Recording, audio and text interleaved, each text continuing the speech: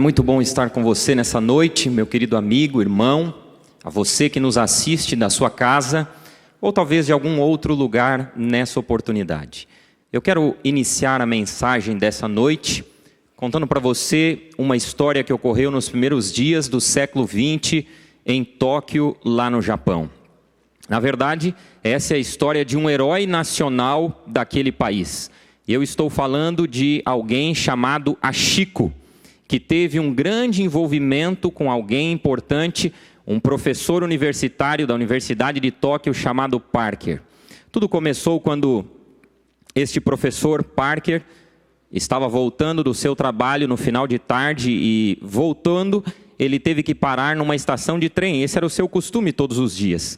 E quando ele chegou ali naquela plataforma da estação de trem, logo ele percebeu um pequeno filhote de um cãozinho da raça Akita. E esse cãozinho estava ali sozinho, isolado, e ele percebeu que ninguém ia cuidar dele. E por tal razão, ele decidiu então levar aquele cão para a sua residência. E sabe uma coisa? Durante o percurso até a sua residência, ele já nomeou aquele cãozinho de Hachiko.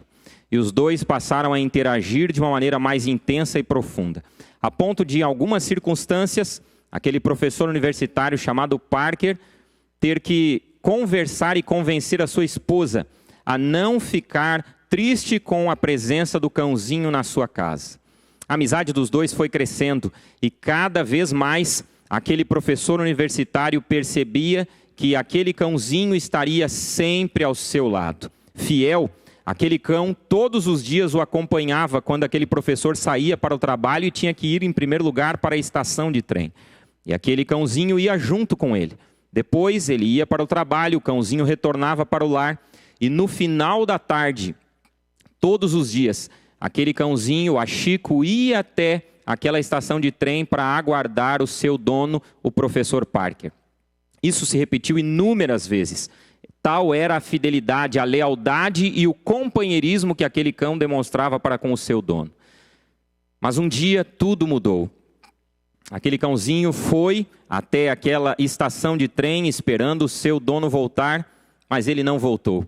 E aquele cãozinho esperou por alguns minutos, algumas horas, e voltou para sua casa sem a presença do seu dono. Chegou lá, triste, obviamente, ficou alguns momentos ali. No dia seguinte, ele voltou à estação de trem esperando de novo o seu dono. A história se repetiu durante os próximos 10 anos. Mas o seu dono nunca retornou. Até o dia em que aquele cão, o Hachiko, também perdeu a sua vida e faleceu. 10 anos depois, aquele cão ainda continuava, antes de morrer, todos os dias indo até aquela estação aguardar o seu dono. Essa história foi retratada no cinema. Entre os impactos que ela teve lá no Japão e em todo o planeta, ela foi retratada nos cinemas, nas telas do cinema, no ano de 2009. O nome do filme, Sempre ao Seu Lado. Sabe o que é interessante?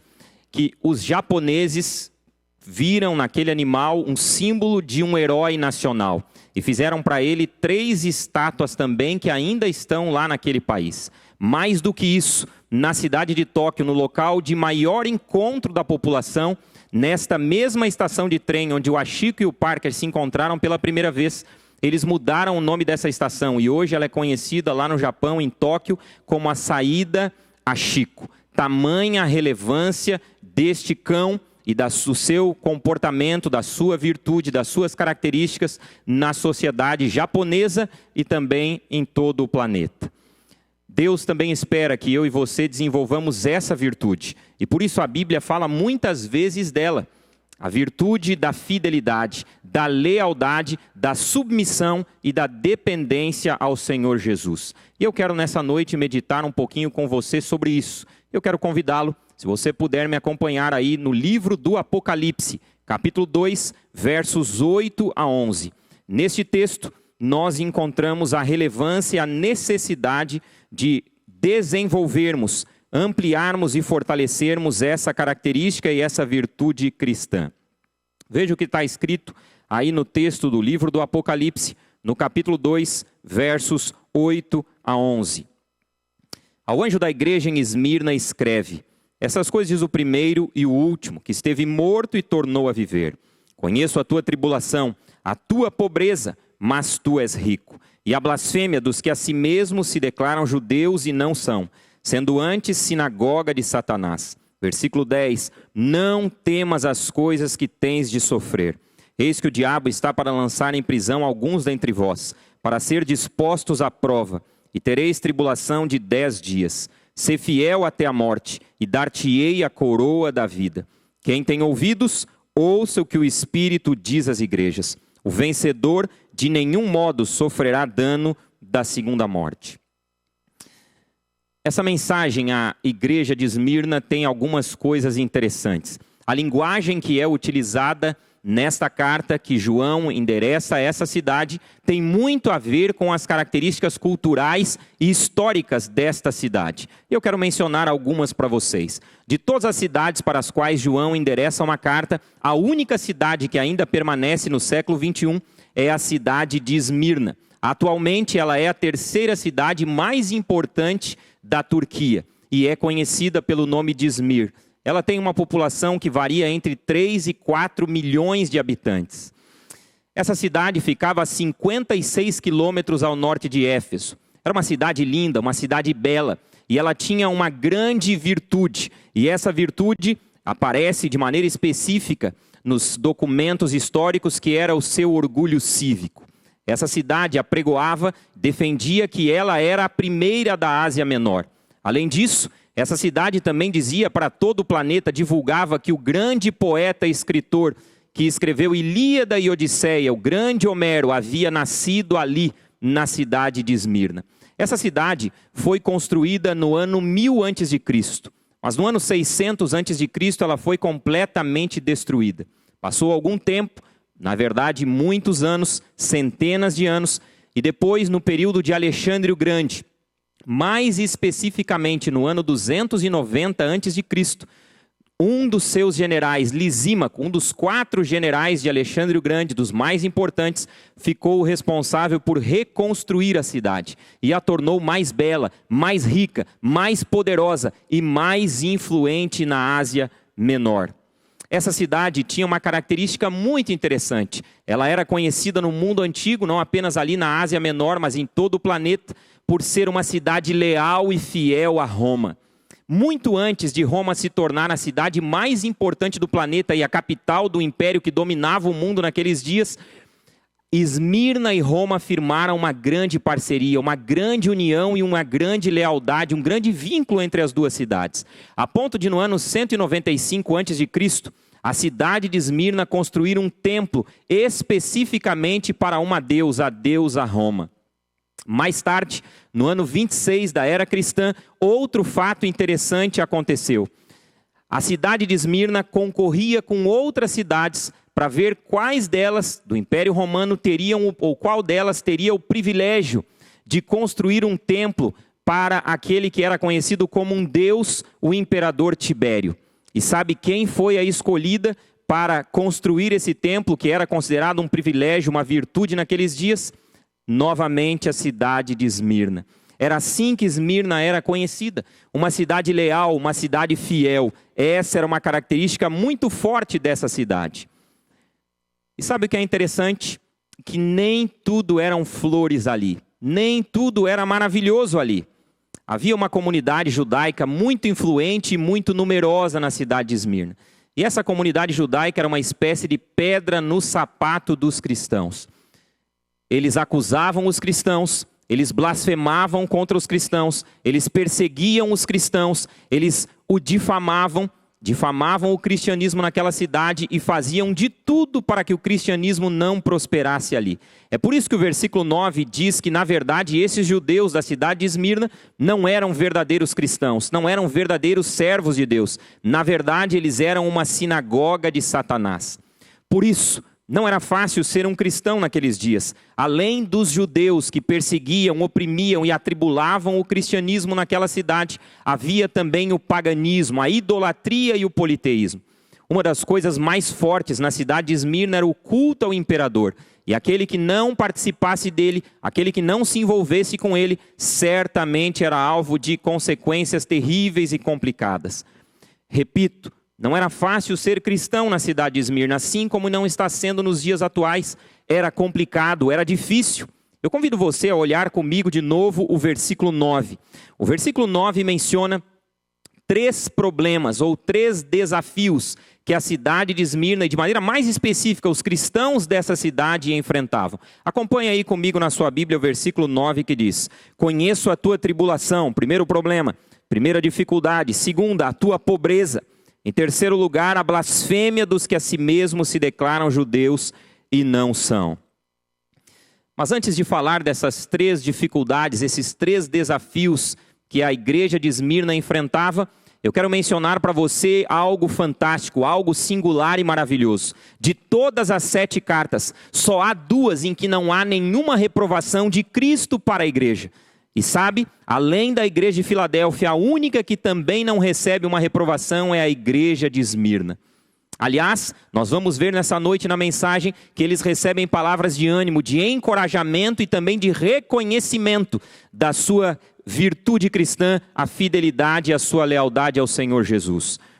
Mas note o primeiro desafio, nós acabamos de ler, o primeiro desafio que eles tinham era a tribulação. A palavra grega que João utiliza aqui para tribulação significa um aperto, um sufoco, uma espécie de esmagamento.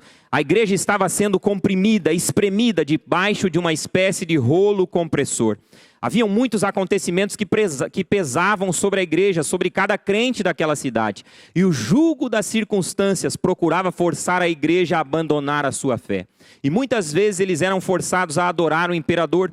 E não apenas forçados, eles eram obrigados, e se assim não procedessem, eles eram alvo de aprisionamento na primeira instância e num segundo momento da morte. Eles eram forçados constantemente a cederem às pressões políticas que estavam envolvidas naqueles dias. A história diz que em dado momento, 1.200 cristãos, por se negarem a adorar o imperador, foram levados para um monte, o Monte Pagos, na cidade de Esmirna, e dali foram jogados para baixo e foram completamente destruídos. Esse era o tamanho do problema que eles enfrentavam, o tamanho da sua tribulação. Eles estavam sendo forçados a abandonar a sua fé, mas ao contrário de abandoná-la, eles permaneciam fiéis e leais ao Senhor Jesus. Por causa da sua lealdade, por causa da sua fidelidade a Cristo, eles enfrentavam um segundo problema que era a consequência do primeiro. Eles enfrentaram a pobreza. E não apenas uma pobreza normal, comum, digamos assim. Eles enfrentaram uma pobreza extrema. A palavra grega que João utiliza aqui para pobreza no texto indica que faltava para eles inclusive o essencial. Aquilo que era mais necessário para a sua subsistência e sobrevivência estava faltando para aquela comunidade. Tamanho o problema, tamanha a dificuldade. Os especialistas no texto bíblico e na história também apresentam 4 razões pelas quais essa igreja estava enfrentando uma pobreza muito forte. A primeira razão é que haviam constantes tumultos gerados por aquela comunidade pagã, idólatra e politeísta, e também pelos judeus, e que invadiam e destruíam e tomavam posse das propriedades dos cristãos. E cada vez mais eles iam empobrecendo por causa disso. Em segundo lugar, muitos cristãos que eram batizados, que aderiam ao cristianismo, eram das classes mais pobres da comunidade. Afinal, ser um cristão não era algo bem visto. Ser cristão era muito difícil. Em terceiro lugar, muitas vezes aqueles cristãos, depois de tomarem uma decisão por causa de Cristo, eles eram obrigados a perder o seu emprego. Imagine você se tornar um cristão e o seu patrão naqueles dias da cidade de Esmirna descobrir que você se tornou um cristão. Sabe qual era o resultado? Rua. Esse era o resultado. E eles perdiam o seu emprego e ficavam cada vez mais pobres. Mas há um outro elemento que me chama a atenção. Esse elemento pode ser visto em outros textos da Bíblia. Um desses exemplos está em 2 Coríntios, capítulo 8, versos 2 a 5. O texto que eu não vou ler com você. Mas eu gostaria que depois você lesse esse texto. Ali Paulo diz que a igreja, mesmo da sua pobreza, continuava sendo generosa e fiel ao Senhor Jesus com os dízimos e sobretudo com as suas ofertas.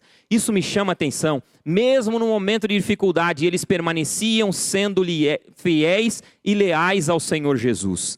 Essa igreja também enfrentava um outro problema, o terceiro, a calúnia, a difamação. O texto diz que a blasfêmia daqueles que se consideravam judeus, mas na verdade eram sinagoga de Satanás. Ser cristão era complicado. Muitas vezes eles eram acusados de canibalismo, porque eles, afinal de contas, praticavam a Santa Ceia. E para muitos eles comiam a carne e o sangue literal de Cristo Jesus. Imagine, eles eram alvos desse tipo de acusação.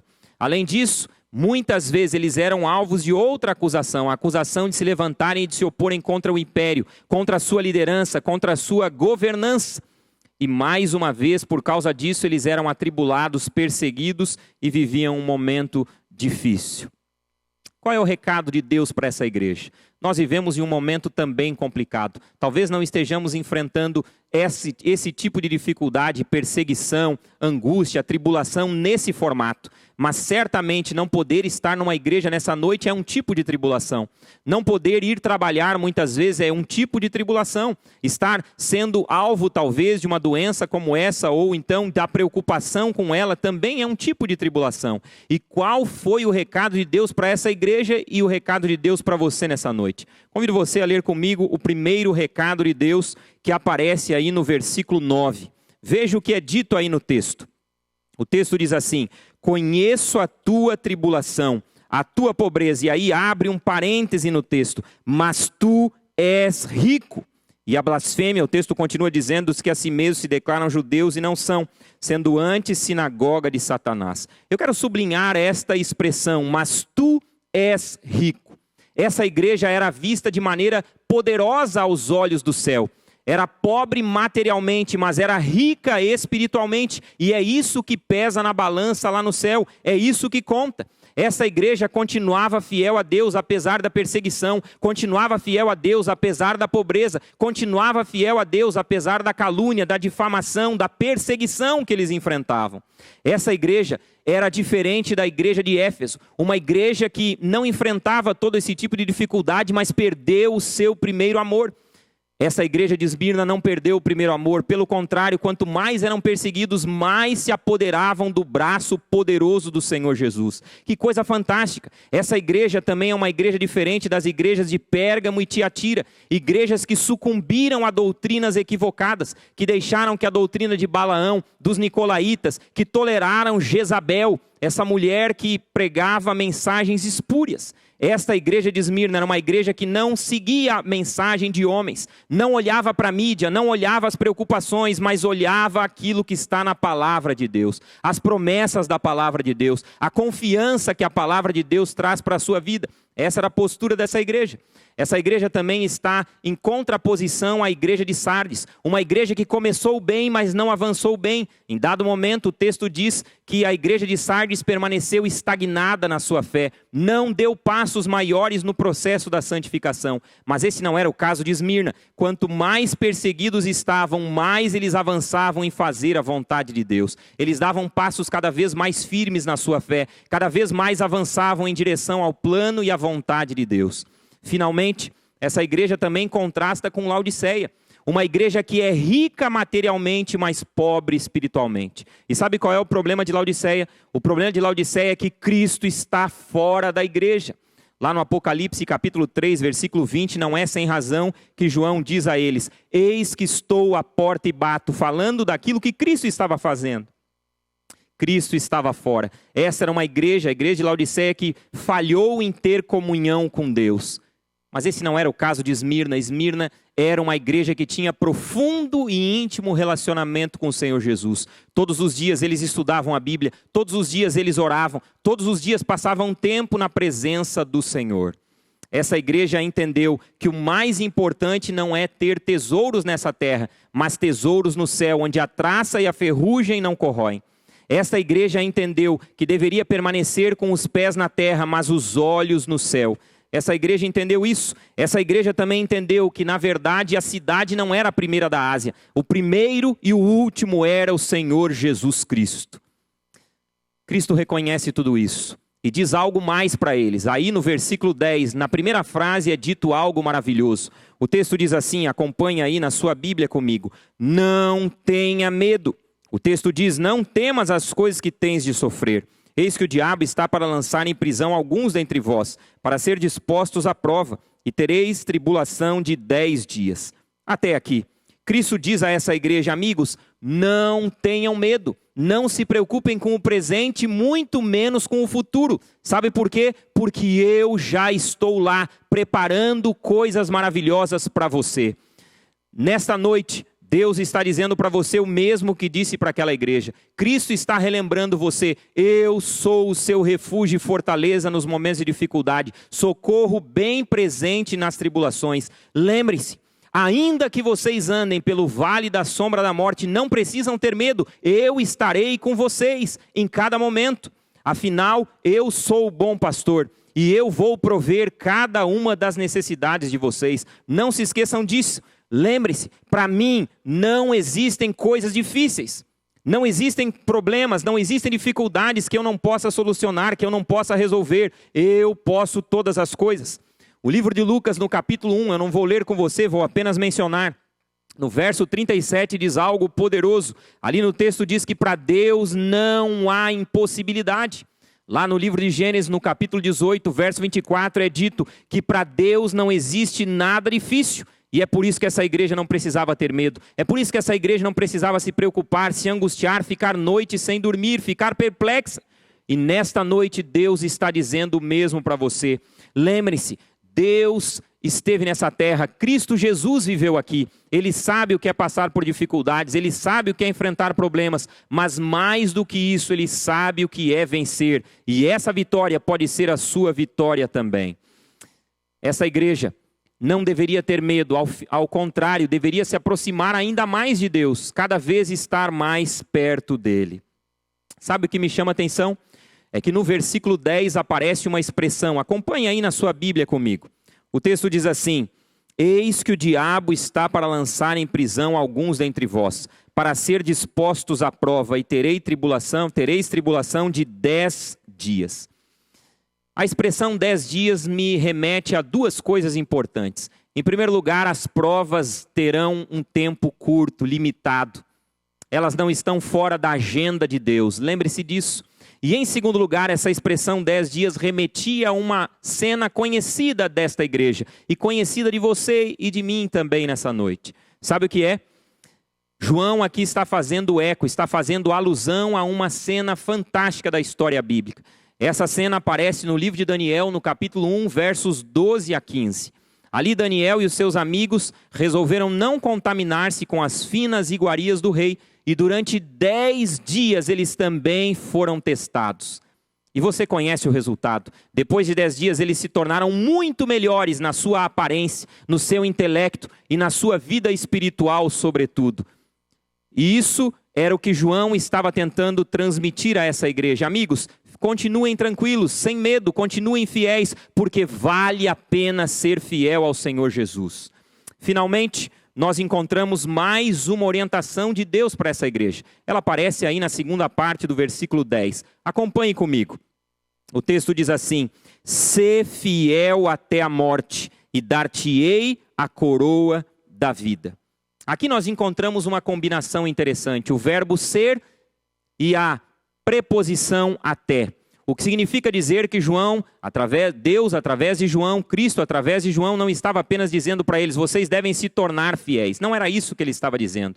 Ele estava dizendo para eles: permaneçam fiéis, continuem fiéis até a morte. Continuem, perseverem.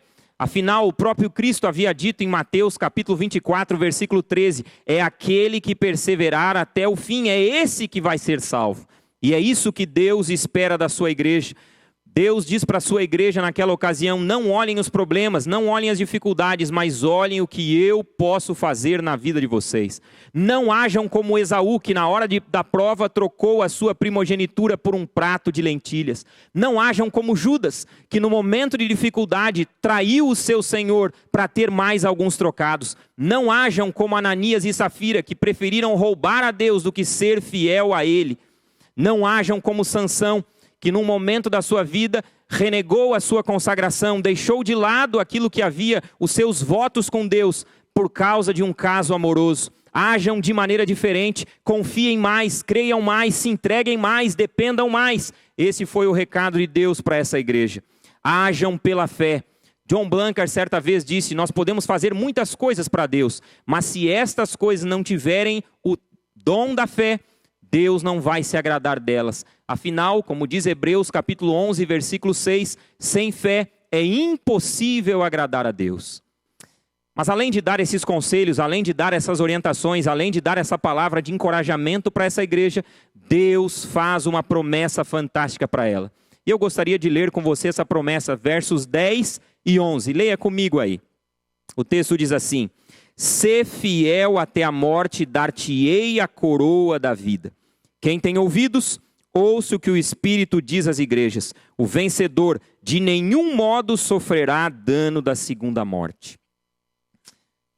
Em outras palavras, Cristo estava dizendo para essa igreja: amigos, tão importante quanto começar bem, tão importante quanto estar bem, é terminar bem. Há muita gente que começa bem, mas no meio do caminho se perde. E esta igreja foi orientada por Deus a continuar, a avançar, a permanecer, porque o resultado era maravilhoso. O resultado era fantástico, uma coroa da vida.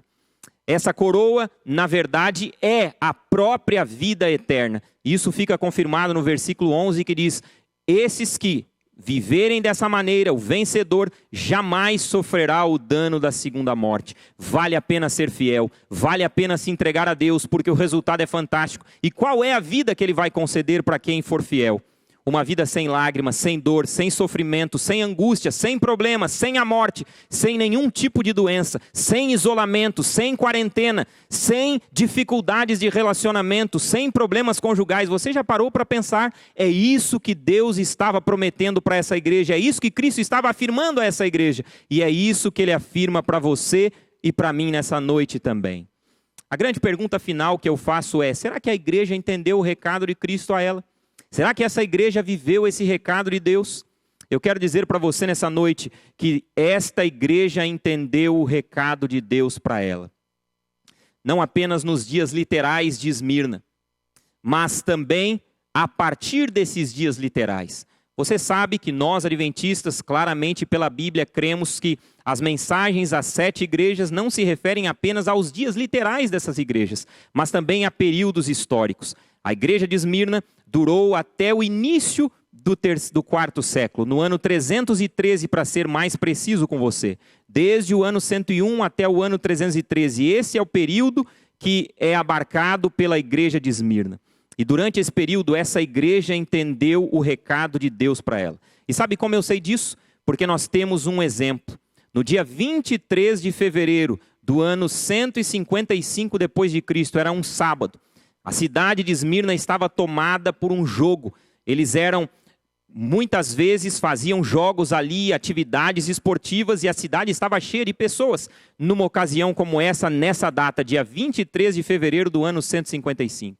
E em dado momento, a multidão foi alvoroçada. E ao ser alvoroçada, uma pessoa dos judeus, diz a história, disse que os cristãos deveriam ser perseguidos, que eles se opunham ao império, à liderança, à governança da cidade, e por isso deveriam ser perseguidos. E o primeiro nome que eles lembraram, sabe de quem foi?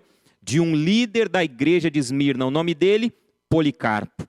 E agora foram atrás dele. O encontraram, o trouxeram arrastado até aquela arena onde estava acontecendo aqueles jogos. E o procônsul então o ameaçou com feras, o ameaçou com fogo, o ameaçou de outras coisas e disse a ele: olha, Policarpo, se você não negar o Senhor Jesus, e se você de maneira específica não fizer um sacrifício a César, sabe o que vai acontecer? Nós vamos queimar você vivo aqui. Sabe qual foi a resposta de Policarpo diante dessa ameaça? Foi a seguinte resposta: eu sirvo a esse Jesus durante 86 anos, e sabe uma coisa? Ele nunca me traiu. E eu não posso fazer o que você está pedindo. Pode tocar fogo em mim aqui. E na mesma hora, aquela multidão tomada de ira, de fúria, o queimaram vivo. E a história diz ainda que enquanto ele estava sendo queimado, ele começou a orar ao céu e dizer que era uma alegria, um privilégio ser um mártir por causa do Evangelho.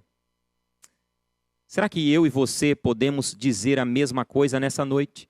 Será que eu e você, diante desse momento difícil que enfrentamos, estamos dando os mesmos passos que essa igreja deu? Será que nós estamos nos entregando mais a Deus? Será que estamos sendo mais fiéis a Ele? Será que estamos nutrindo cada vez um relacionamento mais íntimo e mais profundo com Ele? Se nessa noite você entendeu que não há motivos para ter medo, se nessa noite você entendeu que Deus espera que você seja fiel, inclusive até a morte se for necessário, se nessa noite você entendeu que Deus espera que você ajunte tesouros no céu, onde a traça e a ferrugem não corroem, se nessa noite você entendeu que deve segurar mais forte o braço poderoso de Deus e depender dele, então eu quero convidar você a orar comigo agora, a pedir que Deus nos ajude para que a nossa decisão nessa noite não seja uma decisão em vão, não seja uma decisão momentânea, não seja uma decisão motivada apenas por um sermão, mas que seja uma decisão cada dia fortalecida em nossa vida até aquele dia quando vamos ver Jesus voltar nas nuvens dos céus. Feche os seus olhos e ore comigo. Pai, muito obrigado pela Tua palavra. Nós Te louvamos por esta carta endereçada à igreja de Esmirna. Porque essa igreja não cedeu às pressões, porque essa igreja não se deixou abater pela perseguição, pela tribulação, pela opressão, pela pobreza e pela calúnia e difamação.